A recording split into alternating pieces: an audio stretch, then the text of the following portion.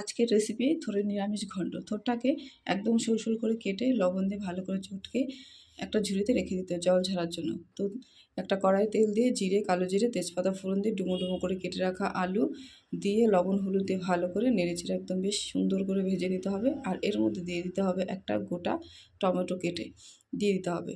তো আর জিরে গুঁড়ো, আদা বাটা আর কয়েকটা কাঁচা লঙ্কা চেরা দিয়ে বেশ একটু হলুদ দিয়ে আর একটু জল দিয়ে ভালো করে কষিয়ে নিয়ে এর মধ্যে থোড়টাকে দিয়ে দিতে হবে। তো কষানো প্রায় হয়ে গেছে। এবার এর মধ্যে থোড়টাকে দিয়ে দিচ্ছি। ভালো করে থোড়টাকে দিয়ে নাড়াচাড়া করে একটা ঢাকনা দিয়ে ঢেকে দিতে হবে। কিছুক্ষণ পরে ঢাকনাটা তুলে দেখবেন একদম সেদ্ধ হয়ে গেছে। আবারও একটু নেড়েচেড়ে একটু চিনি দিয়ে মিষ্টির পরিমাণটা দিয়ে তারপরে আবারও নেড়েচেড়ে একটু গরম মশলার গুঁড়ো আর একটু ঘি দিয়ে নেড়েচেড়ে নিলেই রেডি নিরামিষ থোড়ের ঘন্ট।